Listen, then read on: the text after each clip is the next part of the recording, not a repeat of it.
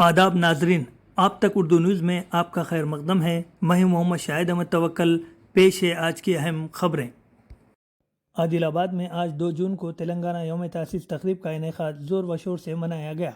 रियासती हुकूमत के मुशीर मोहम्मद शब्बीर अली ने कहा कि चीफ मिनिस्टर रेवंत रेड्डी की क़यादत में अवामी हुकूमत तेलंगाना राइजिंग 2047 ईस्वी के विज़न के साथ आगे बढ़ रही है ताकि रियासत तेलंगाना को मुल्क और दुनिया में सर फहरिस्त रखा जाए। इन्होंने कहा कि तेलंगाना राइजिंग 2047 विज़न दस्तावेज़ को रियासत तेलंगाना की तरक्की के लिए माशी, समाजी और इंतज़ामी शोबों में मिसाली अहदाफ के साथ तैयार किया गया है। रियासत तेलंगाना यौम तासीस आदिलाबाद ज़िला मुस्तखर में शानदार तरीके से जोश व खरोश के साथ मनाया गया।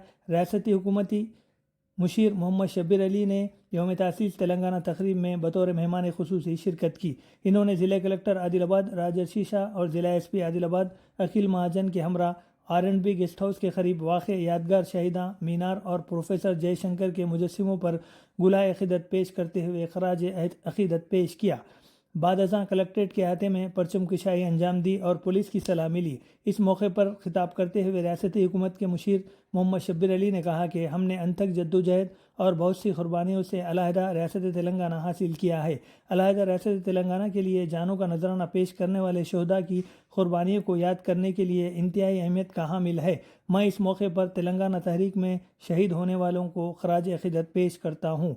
नारनूर इंस्पेक्शनल में बेहतरीन खिदमत अंजाम देने वाले मुख्तलिफ महकमे के अफसरान को रियासती हुकूमत के मुशीर मोहम्मद शब्बीर अली के हाथों तारीफ़ी इसनादात से नवाजा गया।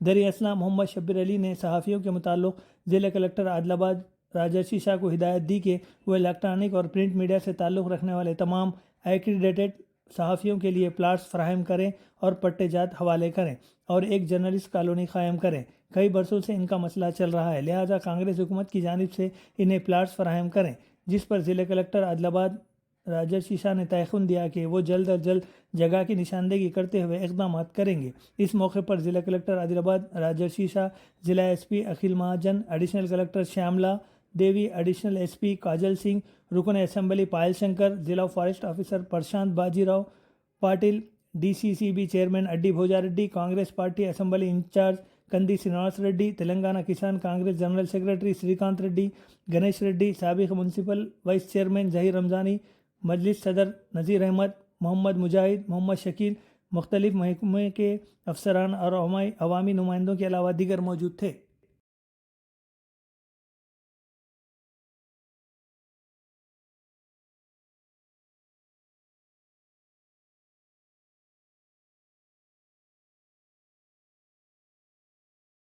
सलामी जस्ट 1 2 3 1 2 3 1।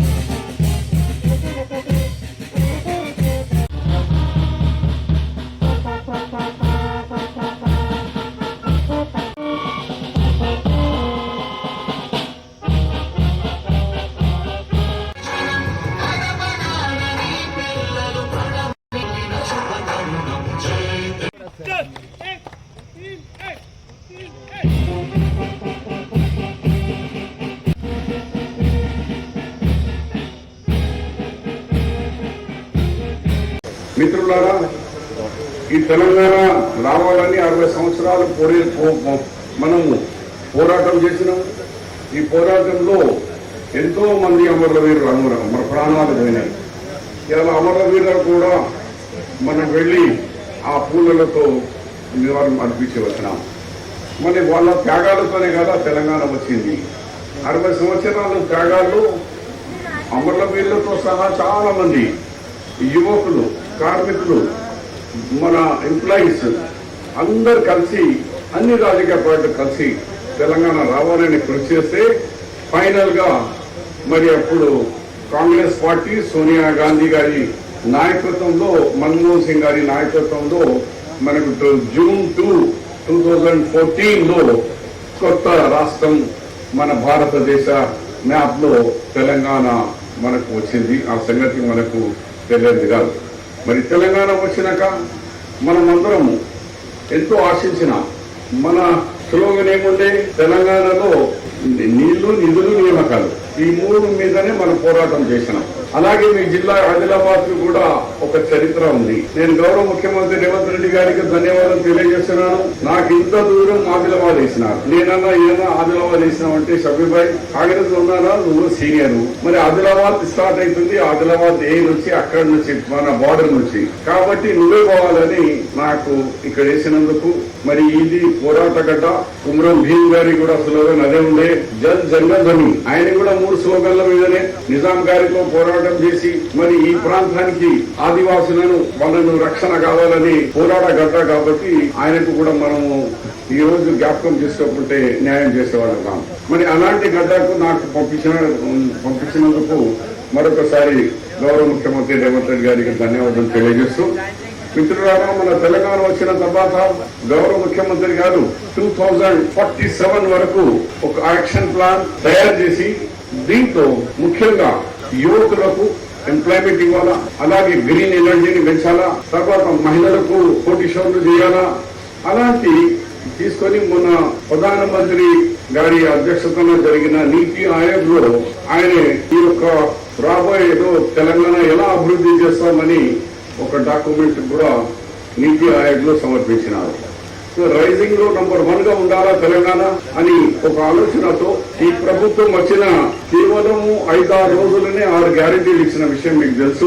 మహిళలకు ఉచిత బస్సు గాని, 200 యూనిట్ కరెంట్ ఫ్రీ గాని, 500 రూపాయలకు గ్యాస్ ఫ్రీ గాని, వంట గ్యాస్, దాంతో సహా మేలుగా రైతులకు రుణమాఫీ, దాదాపు కేవలం రుణమాఫీ 21,000 crores, 21,000 కోట్ల రూపాయలు. భారతదేశ చరిత్రలో ఇంత పెద్ద లోన్ మాఫ్ ఎక్కడ జరగలేదు. ఇక్కడ మన రాష్ట్రంలో లోన్ మాఫీ చేసినాం. 10,000 అప్పుడు రైతు భరోసా ఉంటే దానికి 12,000 చేసి ఇవాళ 2 కిస్తులు